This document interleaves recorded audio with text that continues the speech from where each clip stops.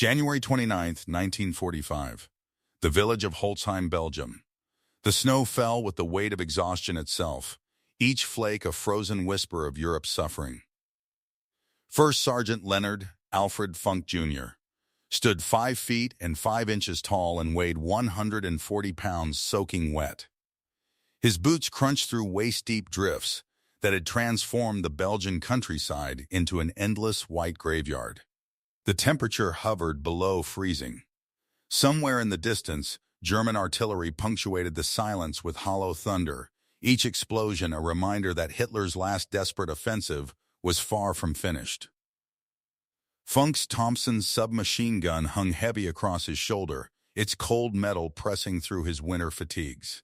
The weapon had become an extension of his small frame during the past 7 months of continuous combat.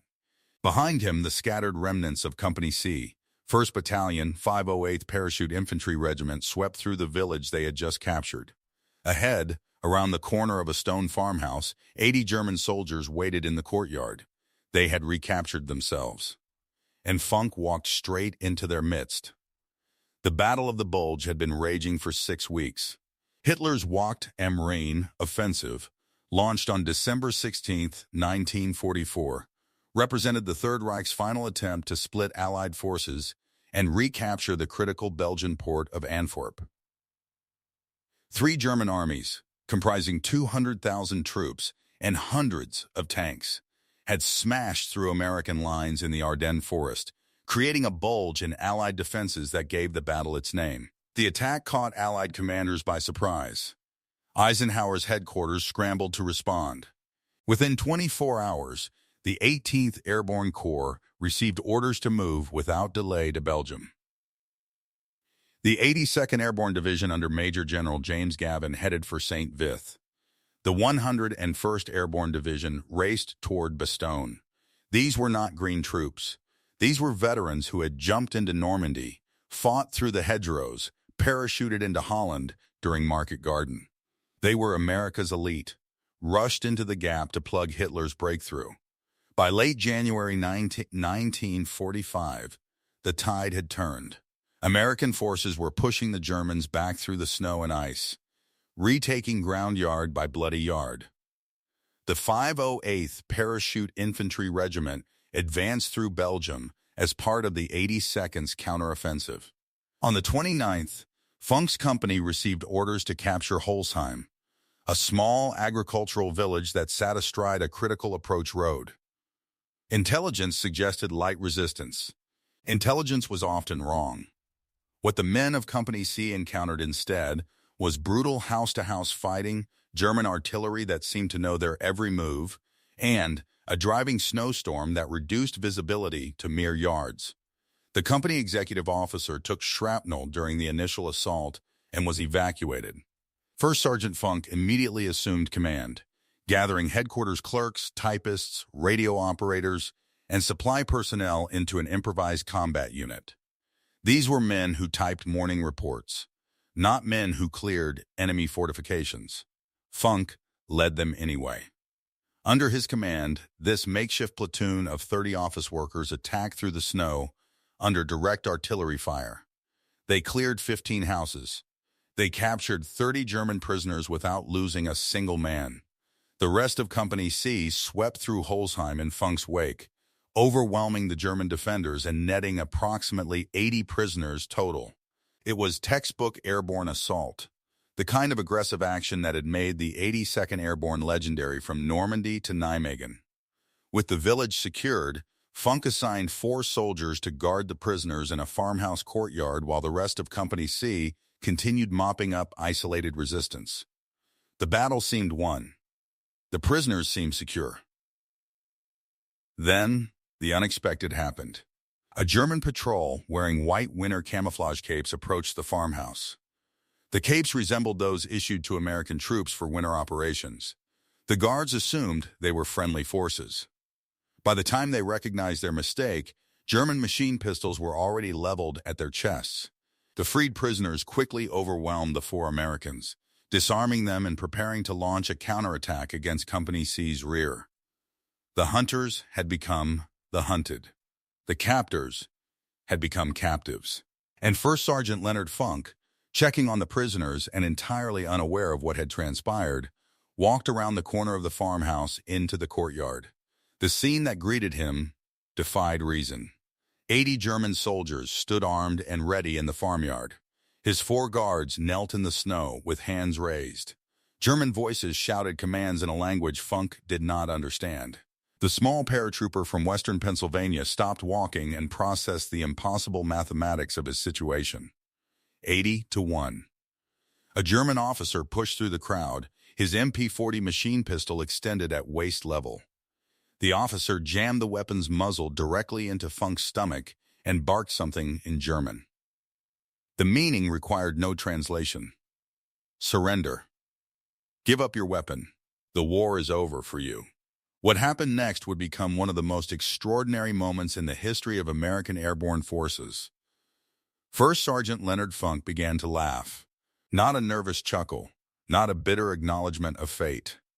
A genuine, deep, rolling belly laugh that echoed across the snow-covered courtyard. He laughed as though the universe had just delivered the punchline to history's greatest joke. The German officer's face darkened with rage and confusion. He shouted louder, pressing the machine pistol harder into Funk's midsection. Funk only laughed harder. The more the German screamed, the less Funk understood, and the more absurd the situation appeared. Other German soldiers, baffled by this tiny American's inexplicable mirth, began to laugh nervously along with him. Laughter rippled through the farmyard. For a handful of seconds, the war paused.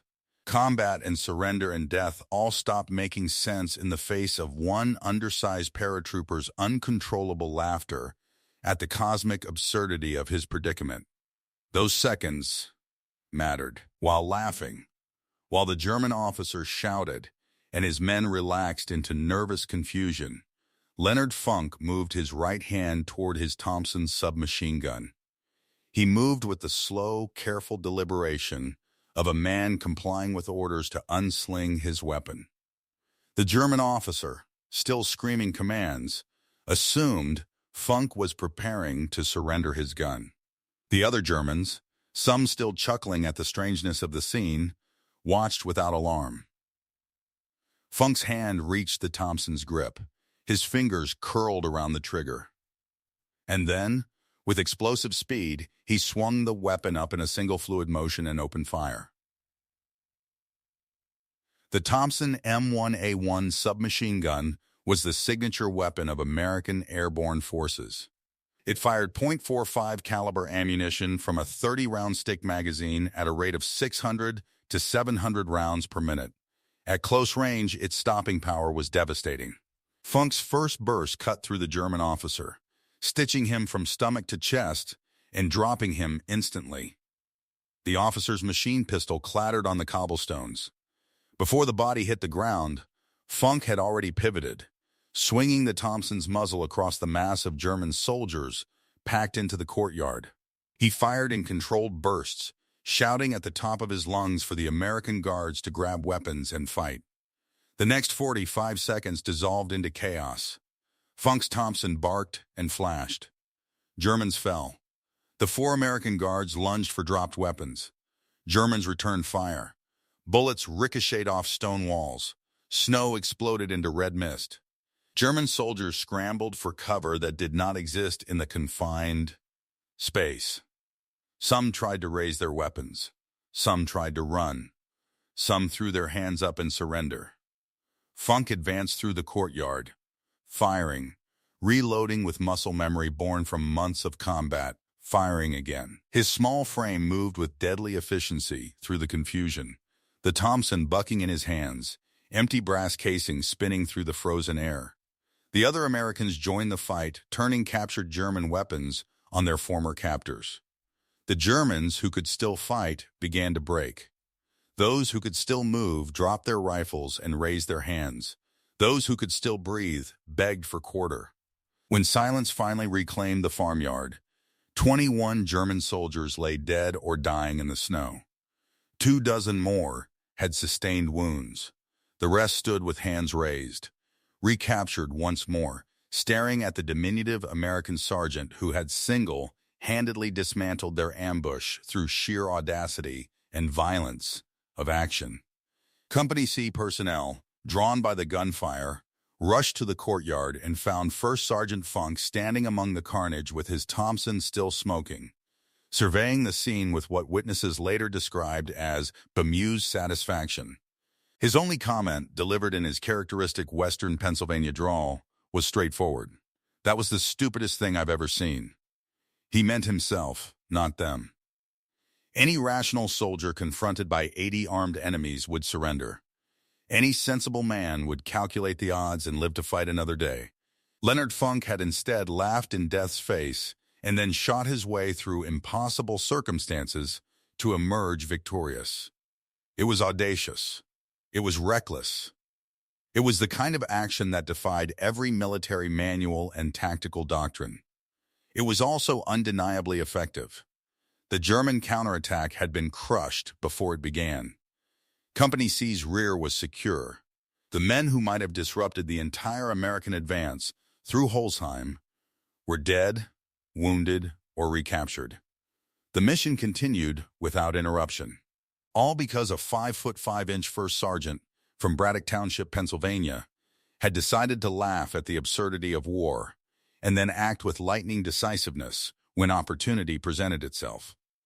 But this was not Leonard Funk's first impossible moment. This was merely the culmination of 7 months of continuous combat that had already established him as one of the most decorated and effective paratroopers in the United States Army. To understand what happened in that Belgian farmyard, one must understand the man who stood in it. Leonard Alfred Funk Jr. was born on August 27, 1916, in Braddock Township, Pennsylvania, the heart of America's industrial Rust Belt. His mother died when he was young. He grew up during the Depression, watching steel mills close and factories go silent. After graduating high school in 1934, he worked as a clerk, a job that promised neither adventure nor glory. When the draft notice arrived in June 1941, Funk was 24 years old, undersized, unmarried, and unremarkable. The United States Army looked at his physical profile and saw a file clerk or supply sergeant. They did not see a warrior. The attack on Pearl Harbor changed everything. Suddenly, America needed fighters, not clerks. The Army began expanding its newly created airborne forces, elite parachute infantry units designed to drop behind enemy lines and create chaos in German rear areas. These were the men who would jump from perfectly good airplanes into the unknown, who would fight outnumbered and surrounded, who would embody courage and capability in equal measure. The Army needed volunteers. Leonard Funk raised his hand. Standing 5 feet 5 inches tall and weighing 140 pounds, he passed the stringent physical requirements for paratrooper training through sheer determination. In 1942, he earned his jump wings and was assigned to Company C, 1st Battalion, 508 Parachute Infantry Regiment at Camp Blanding, Florida. The 508 Pyre was a new unit formed in October 1942 as part of the Army's rapid expansion of airborne forces. Funk would serve with the regiment for the duration of the war, rising from private to first sergeant through demonstrated competence and unshakable nerve under fire. In late 1943, the 508 deployed to England and joined the veteran 82nd Airborne Division in preparation for the invasion of Europe. The 82nd had already fought in Sicily and Italy. They were the All-Americans, so called for their recruitment from all 48 states, and they were among the most respected divisions in the European theater of operations. The 508 brought fresh troops and aggressive leadership into the division's ranks. Throughout the spring of 1944, they trained for the coming invasion. They jumped from C-47 transport aircraft over the English countryside. They practiced assembly under fire. They memorized maps and photographs of Norman hedgerows and villages. They prepared for D-Day. June 6, 1944. Operation Overlord, the greatest amphibious and airborne invasion in human history. While infantry divisions stormed the beaches of Normandy, more than 13,000 American and British paratroopers descended on the Cotentin Peninsula in the pre-dawn darkness to seize key bridges, secure causeways, and block German reinforcements from reaching the landing zones. The 82nd Airborne Division's mission was to capture Saint-Mire-Église and hold the western flank of the invasion.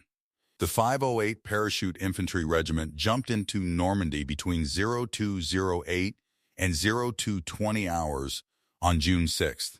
Leonard Funk's parachute blossomed over occupied France, and he descended into hell. The jump was a disaster. High winds, German anti-aircraft fire, and navigational errors scattered the 508 across the Norman countryside. Units landed miles from their designated drop zones. Platoons became separated from companies. Companies became separated from battalions. Individual paratroopers found themselves alone in hostile territory, with only the training and instincts they had developed stateside to guide them. The 508 lost more than half its strength in the initial drop. Of the 2,056 paratroopers who jumped into Normandy, only 995 returned when the regiment finally withdrew in July. The 508 Pyre had suffered 1,061 casualties, the highest rate of any regiment in the 82nd Airborne Division. They had paid for every yard of French soil with American blood. Leonard Funk was among those who survived. More than that, he excelled. During the Normandy campaign, Funk led small unit actions through the deadly bocage terrain, the dense hedgerows that compartmentalized the battlefield and turned every field into a potential ambush. He fought for 10 days before his scattered unit could reach friendly lines and rejoin the regiment. Not one man under his command was lost during those 10 desperate days of evasion and small unit combat. For his actions in Normandy, First Sergeant Leonard Funk received the Silver Star, America's third highest decoration for valor in combat. The citation praised his exceptional leadership and tactical skill under impossible circumstances. His men began calling him Napoleon, a reference both to his diminutive stature and his outsized effectiveness in battle. Funk returned to England with the regiment in July to rest, refit, and prepare for the next airborne operation. That operation came in September. Operation Market Garden, Field Marshal Bernard Montgomery's ambitious plan to end the war in 1944 by dropping 3 airborne divisions into the Netherlands to capture bridges over major rivers, creating a corridor through which British armor would drive into Germany's industrial heartland. It was bold. It was risky. It ultimately failed. But for Leonard Funk, Market Garden provided another opportunity to demonstrate the qualities that separated truly exceptional soldiers from merely good ones. On September 17, 1944, the 82nd Airborne jumped into Holland. The 508's mission included securing drop zones and protecting landing areas for glider-borne reinforcements. German anti-aircraft guns positioned near the drop zones posed a critical threat to incoming gliders filled with troops and heavy equipment. First Sergeant Funk volunteered to lead a 3-man patrol to eliminate the German anti-aircraft positions. 3 men against fortified gun positions. The mathematics were absurd. Funk attacked anyway. His patrol assaulted 3 German 20mm anti-aircraft guns that were firing on American gliders. Using speed, surprise, and overwhelming aggression, Funk and his 2 companions overran the gun positions, killed 20 German soldiers, and silenced the weapons before they could shoot down any more gliders. Once again, not one man under Funk's command was killed or wounded. For this action, Leonard Funk received the Distinguished Service Cross, second only to the Medal of Honor among American military decorations. The citation noted his extraordinary leadership and complete disregard for personal safety. His reputation within the 82nd Airborne solidified. Officers sought his counsel. Enlisted men requested assignment to his unit. Commanders trusted him with the hardest missions. At 5 feet 5 inches and 140 pounds, First Sergeant Leonard Funk had become a legend within the division. Then came the Bulge. December 16, 1944.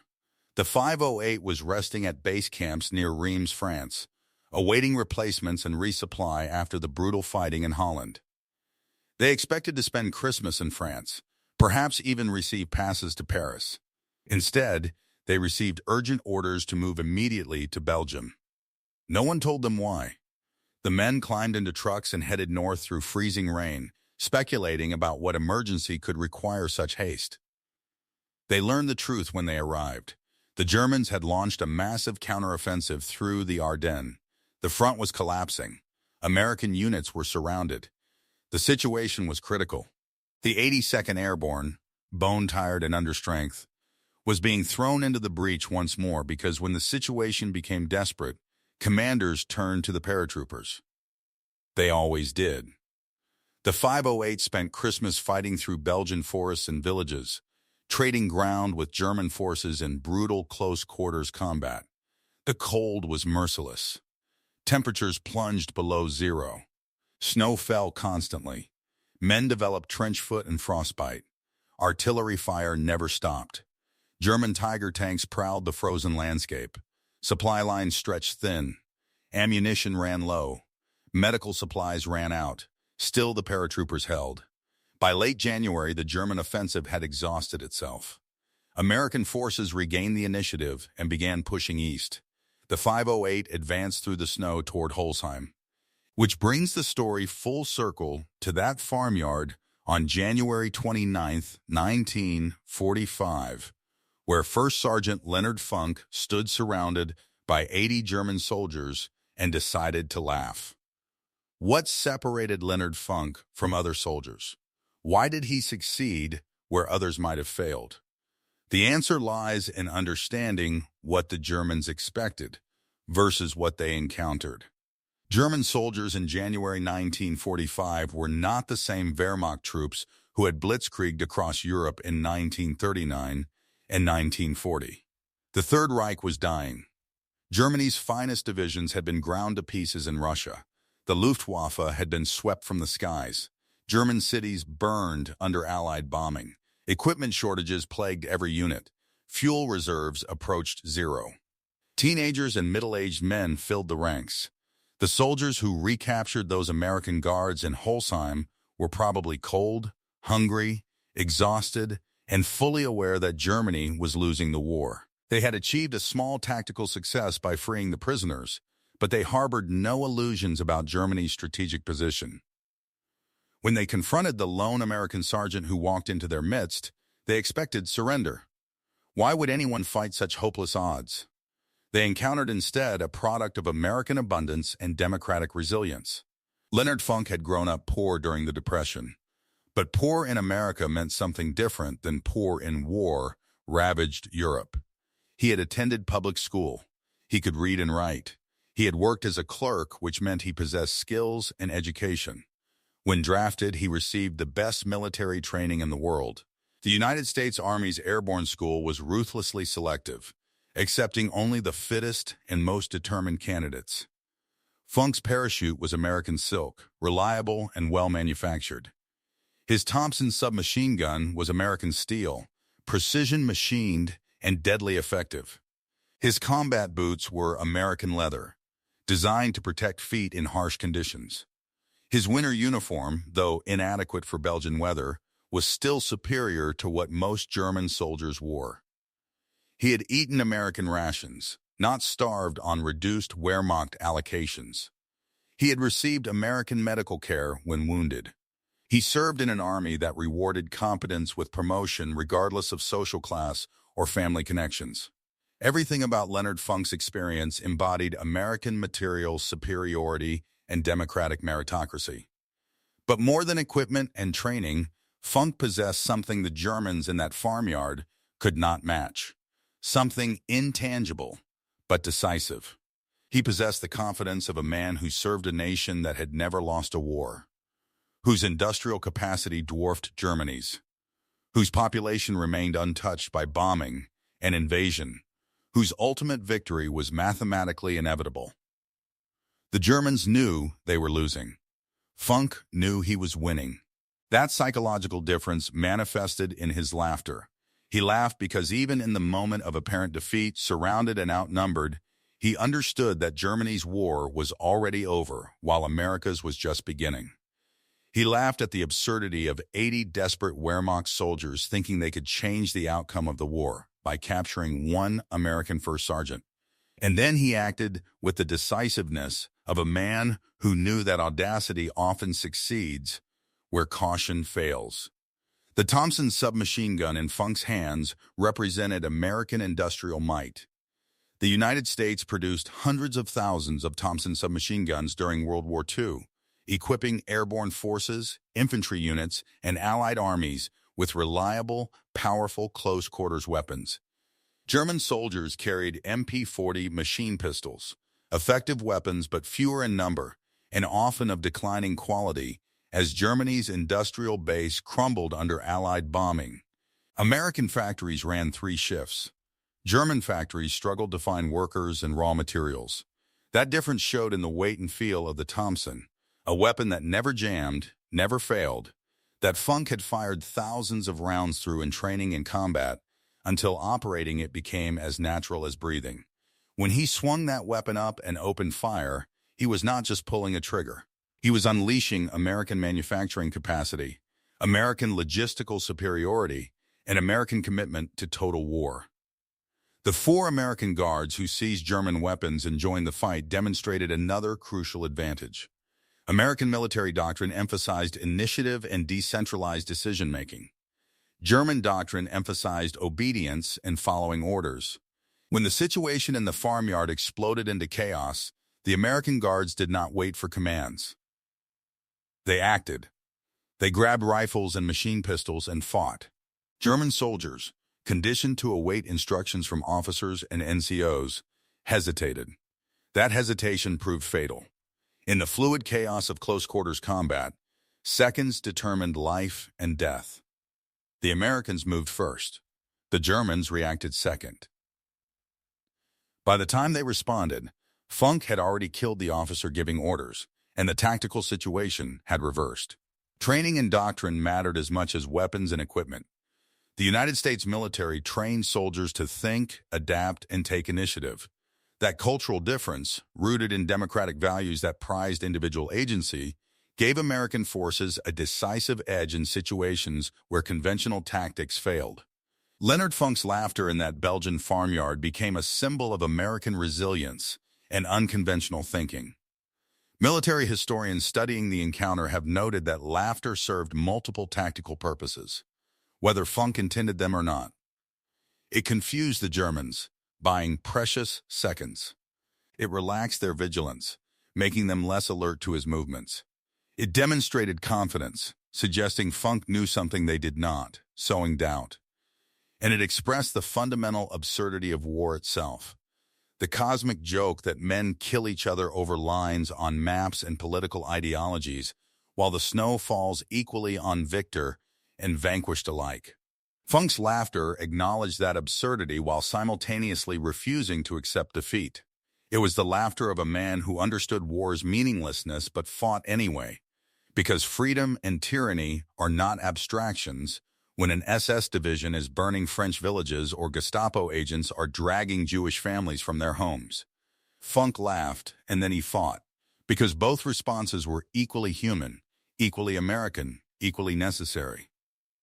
After the war, the official citation for Leonard Funk's Medal of Honor emphasized his bold action and heroic disregard for his own safety. President Harry Truman presented the medal at a White House ceremony on September 5, 1945. Funk stood at attention in the East Room while Truman read the citation and draped the light blue ribbon around his neck. The medal itself, a 5-pointed gold star suspended from the ribbon, bore the word Valor on its face.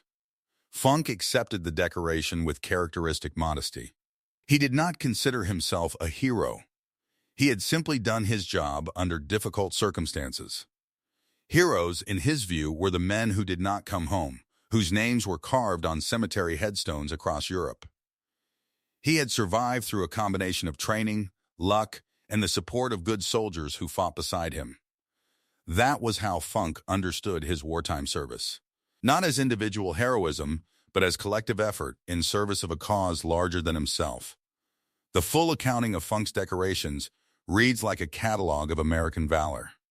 The Medal of Honor, the Distinguished Service Cross, the Silver Star, the Bronze Star, 3 Purple Hearts for wounds received in action, the Dutch Militaire Willems Orde, Netherlands' highest military decoration, equivalent to Britain's Victoria Cross, the Belgian Croix de Guerre with palm, the Presidential Unit Citation, the European African Middle Eastern Campaign Medal with 4 campaign stars and arrowhead device indicating assault landings.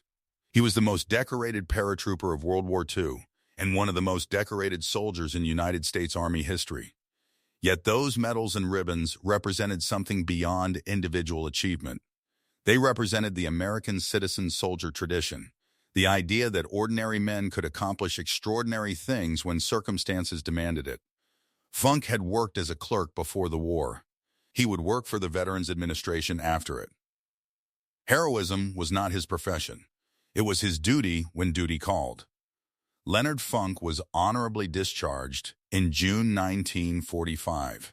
He returned to Western Pennsylvania, married, raised 2 daughters, and spent 27 years working for the Veterans Administration, ultimately rising to Division Chief of the Pittsburgh Regional Office before retiring in 1972. He helped other veterans navigate the bureaucracy that provided benefits, medical care, and educational opportunities. It was quiet work, unglamorous work, the kind of work that never makes headlines. Funk performed it with the same competence and dedication he had brought to combat. In 1950, the Army Reserve appointed him an honorary first lieutenant in recognition of his service as acting executive officer during the Battle of the Bulge. He remained connected to the 508 Parachute Infantry Regiment and the 82nd Airborne Division through reunions and correspondence. The bonds forged in combat never broke. The men who had jumped together, fought together, bled together, remained brothers for life. Cancer claimed Leonard Funk on November 20th, 1992, at age 76. He was buried with full military honors in Arlington National Cemetery, Section 35, Plot 23734, among thousands of other American warriors who had answered their nation's call. At the time of his death, Funk was the last living Medal of Honor recipient from the 82nd Airborne Division's World War II service. The generation that had saved the world from fascism was passing. In the decades since, numerous honors have preserved Funk's memory. A section of road where he lived in Pennsylvania was renamed the Leonard A. Funk Jr. Highway in 1995. The McKeesport, Pennsylvania Post Office was dedicated in his name on May 26, 2023. In May 2018, he was inducted into the 82nd Airborne Division's Hall of Fame. A cenotaph stands at Camp Blanding Memorial Park in Florida, honoring his contributions to the 508 Parachute Infantry Regiment. These memorials ensure that future generations will learn about the small-statured paratrooper who laughed at death and then defeated it through courage and decisive action. The Thompson submachine gun Leonard Funk carried through 3 combat jumps and 7 months of continuous fighting became a symbol of his service. The weapon weighed 10 pounds. Its wooden stock bore scratches and dents from hard use. The metal showed wear from exposure to Norman rain, Dutch canals, and Belgian snow. But it never failed. It fired when Funk needed it to fire. It killed when he needed it to kill. After the war, that particular Thompson was likely turned into Army ordnance depots, cleaned, refurbished, and either stored or transferred to Allied armies. It may still exist in some military museum or private collection. Its history unknown, its connection to that Belgian farmyard forgotten by everyone, except the few remaining veterans who heard the story and the historians who preserve it. But even if the physical weapon is lost, what it represented endures. American industry's commitment to equipping its soldiers with the best tools available. American democracy's promise that every citizen, regardless of size or background, could earn distinction through merit. American resolve to confront tyranny with overwhelming force when necessary. The laughter echoes still. In military academies where instructors teach that audacity and initiative often trump conventional tactics. In airborne units where paratroopers learn about their regiment's history and the standard of excellence their predecessors established. In the broader culture where Leonard Funk's story is told as an example of courage under impossible circumstances. That laughter represents the American spirit at its finest, the refusal to accept defeat, the willingness to act when action seems futile, the understanding that sometimes the only sane response to war's insanity is to laugh at its absurdity and then fight anyway. Funk laughed because he was about to die, and the situation was ridiculous. He fought because dying alone would change nothing while fighting might change everything. The calculation was simple. The execution was deadly. The result was victory snatched from the jaws of certain defeat. What would have happened if Leonard Funk had surrendered that day in Holzheim? The German counterattack would have proceeded. 80 armed soldiers would have struck Company C from the rear, while the Americans were spread thin, mopping up resistance. Casualties would have been severe. The American advance might have stalled. The village might have been retaken. The timeline of the Allied victory might have shifted by hours or days. Or perhaps nothing significant would have changed. Perhaps other American units would have responded and crushed the German attack. Perhaps the war would have ended on exactly the same day regardless. History's counterfactuals remain forever unknowable. What is knowable is that Leonard Funk chose to fight, that his choice saved American lives and ended German ones, and that his action exemplified the qualities that made American forces ultimately victorious in World War II. Not superior numbers alone, though America mobilized millions.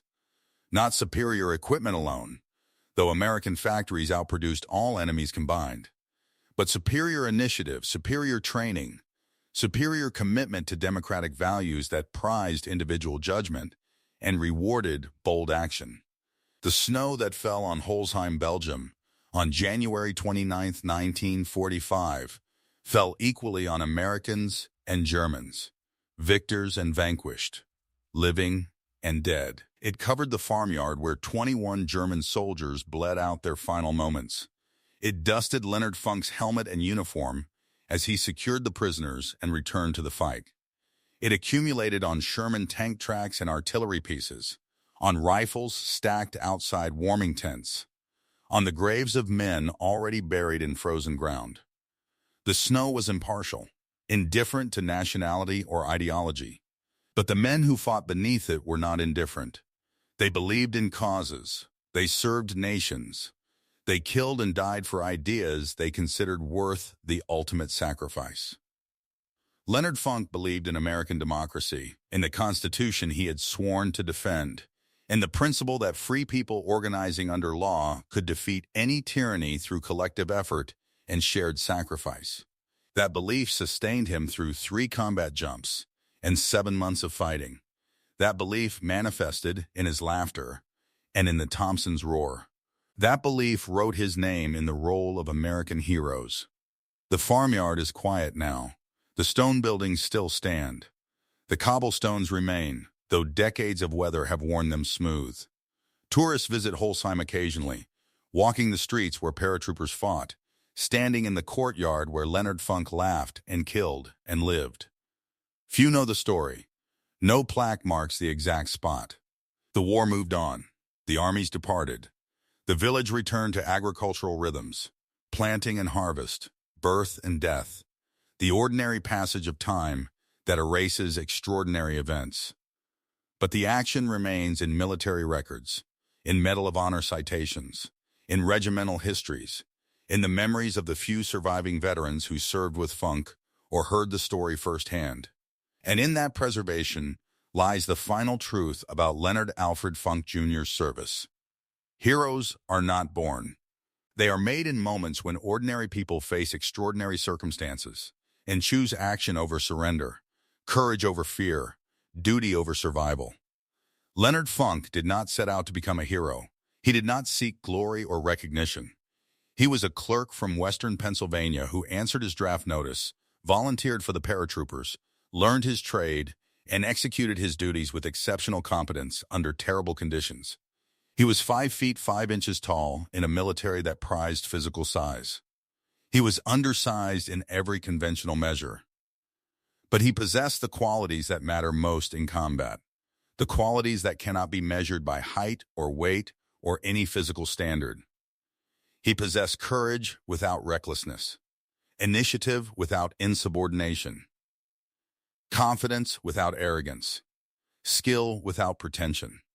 And when the moment came, when death stood in a Belgian farmyard with 80 armed Germans and a machine pistol pressed into his stomach, Leonard Funk possessed the ability to laugh at absurdity and then act with lightning decisiveness to transform certain defeat into impossible victory.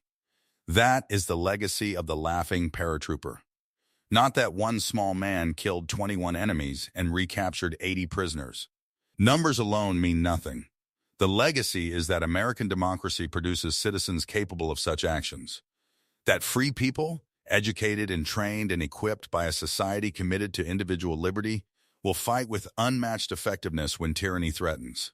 That totalitarian regimes, for all their martial pageantry and ideological fervor, cannot match the initiative and adaptability of soldiers who come from a culture that teaches them to think, question, and act independently. The Germans in that farmyard were brave soldiers fighting for their homeland, but they served a system that demanded obedience and punished independent thought.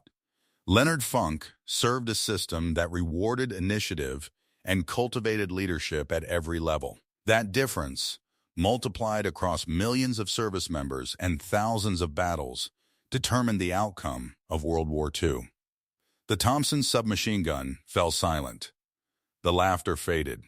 The snow continued falling on Holzheim, Belgium, covering the evidence of violence, softening the hard edges of war, transforming the farmyard into a winter landscape innocent and pure. Somewhere in the village, Company C continued clearing houses. Somewhere beyond the village, other American units advanced through the snow. Somewhere in Germany, the Third Reich entered its final months, its armies broken, its cities burning, its 1,000-year Reich collapsing after only 12 years of evil. And in that Belgian farmyard, First Sergeant Leonard Alfred Funk Jr.